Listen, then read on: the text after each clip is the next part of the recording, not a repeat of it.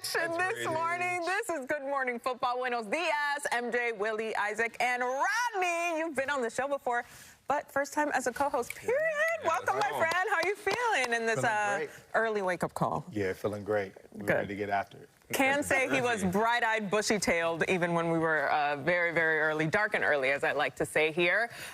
Fantastic. I'm so excited to have all of you guys here. Willie, our sockless connoisseur, rocking. This is the theme of the day, and I'm so excited about this because I'm learning. I'm learning new things. All right, let's start Saturday at BMO Stadium right here in Los Angeles at the Fanatics Flag Football Classic. Eagles stars Jalen Hurts and Devontae Smith showed off their unique connection, if you will. Look at that. Wow. Hurts found Smith not once but twice in the end zone, the pair looking in midseason form, if you will, which had Eagles fans in attendance very, very happy. And why shouldn't they be? Our guy Saquon Barkley, he was out there as well. So let's get into a little Eagles discussion, especially, with Rodney sitting right here. So how are you feeling about the Eagles right now, Rodney? Man, I've been very surprised, to be honest. Like, it's been a very odd offseason for the Eagles, but it's starting with how many people they let walk out the door. You know, when you look at guys like Reed Blankenship, Nakobe Dean, Jalen Phillips, like, those are guys that produced a lot for this defense. And we know how much the defense meant to the Eagles last year. Even though they fell short, that was their bread and butter last year, surprisingly. And so to have all of those guys leave out, again, it was just very, very surprising for me, because how do you replace those guys? Thinking about even the year before that when they won the Super Bowl, losing guys like Milton Williams, Big Play Slay, you know, they took a hit. Yeah, Rodney, it's a good point. I'm curious, too, but what I will say is they let a lot walk, but they did bring some pieces in that I think are really important. You got to think about Sean Mannion. Mannion coming in as the OC, I think, is one of the biggest with offensive coordinators that have had a really good read on the dual threat quarterback, right? Like, if you look at Petula last year, he wasn't a guy that had a history working with a lot of dual threat quarterbacks. You look at Mannion now, worked with Jordan Love, really what Malik Willis did last year, like, worked with him, fostered that all year, and then you look how successful he was. And I'm thinking about him with the Eagles. I think it's going to be great. We're going to look at these play-action passes from the last couple years. They got to get back to the play-action pass. And what I think Mannion's going to do is he's going to put Hurts in a situation where he can be successful because he gets a style of play. That's going to create a situation where then Barkley can become who Saquon Barkley is. I think people forgot that Saquon Barkley was on this roster, by the way. Like, one of the best running backs in the NFL is still there. And then that just creates this yin and yang. It's just going to go back and forth all year. You got the great run that opens it up for Jalen Hurts, and then it's like, oh, wait, we can still run the ball with Saquon Barkley. And I think that's the kind of mentality Mannion's going to bring if you look at his career, and I'm really excited about that. And one thing I have to say is I love that a flag football game with Logan Paul has given us topics to talk about. Can we just take a second for that? It's 2026. We've come a long way, Willie. Yeah, listen, I was just happy nobody got seriously hurt. I heard there was speculation that Gronk got hurt, but he's retired, so he'll be okay. But nevertheless, man, I expect the Eagles to be a competitive outfit. I know we're all talking about all these guys leaving the locker room, but I look at it like this. The Eagles were prepared for that. You talk about Nakobe Dean, who was injury-prone, was asked to leave, or let go, rather. Well, they replaced him with Jahad Campbell, who they drafted out of Alabama. You talk about Jalen Phillips. They couldn't afford him. You talk about losing Johanna Dotson. Well, they re-up and got Hollywood Brown. The Eagles were prepared for this turnover. Nevertheless, man, they were able to sign Jordan Davis. You talk about also getting Dallas Goedert signed. And I think the biggest question right now is what happens with A.J. Brown? Because in my eyes, Howie Roseman this time of year, who I think is phenomenal, he has 9 draft picks going into this draft. They have to find a way to keep A.J. Brown in the building. I know. Great point, Willie, but I would counter that. You know, you talked about Nakobe Dean, Jahad Campbell.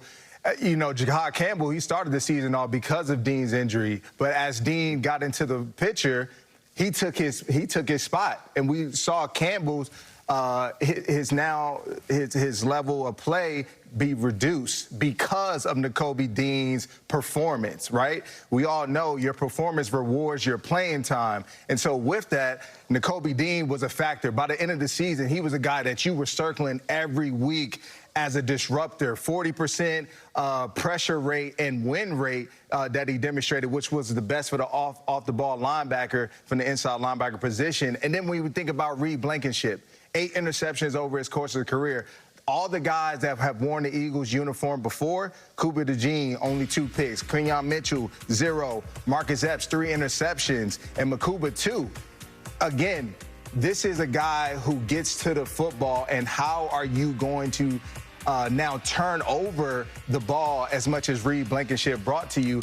Now, again, those guys are going to have to step up in a major way. But Nakobe Dean is a huge factor, and also Jalen Phillips. You're losing a lot of disruption up front. Willie, you did bring up the A.J. Brown of it all, and I do want to dig into that a little bit more, because how does I feel like the entire complexion of this offense really changes if he's not there, if he's not in the building. There has been a lot of tension, there has been a lot of strife there, but I still think if you figure out a way to make this work, make this man happy, and figure out the scheme that best puts him in a position, that changes everything for this Eagles team, Rodney. Agreed. A.J. Brown is a huge factor for this Eagles team. And the biggest thing just goes to I think the relationship between him and... Biggest piece. Having him in the locker room is the biggest piece, but can the energy pick up from what it was last year? Yeah. We can't talk about this offense and not talk about the offensive line, right? Because nobody wants to talk about the big guys until it's an issue. Poor guys, they do all the work at little credit until somebody wants to blame somebody. Willie, they really have to get this offensive line going. That is exactly when the Eagles are at full tilt, especially when it comes to the run game and getting Saquon opening lanes up for him. Yeah, they just need to get younger fast, man. You talk about Lane Johnson being 36. He's had his injury woes. Talk about Cam. You talk about Jurgens and Dickerson. Those guys have both had their spells with injuries. Nevertheless, man, Isaac talked about where's Saquon Barkley. Well, you're not going to find him if this offensive line doesn't get healed up and ready to roll, man. So I expect them to go into the draft to get some big, young, big, ugly guys who love to put hands on other folks and be aggressive. And I think at the end of the day, just to circle back to A.J. Brown, man, I think A.J. Brown's message has been consistent. Get me the ball, right? Just get me the ball because I'm the #1 receiver. I should average 9 to 10 targets a game.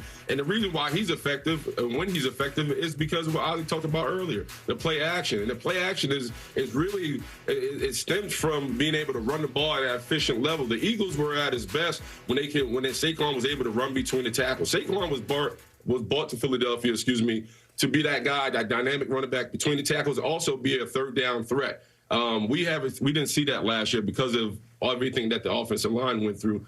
But if you're the Eagles going into the season, you have to address it. I imagine they will address it in the draft. But really, you got to figure out, all right, even with some of the deficiencies that we have on the offensive line, how can we still get Saquon immersed into the offense where he's a factor and that we can find him on tape? Because there's times you go into week after week, you question the identity of the Eagles solely because you couldn't find Saquon Barkley on tape. That's something they're going to have to address coming into the season.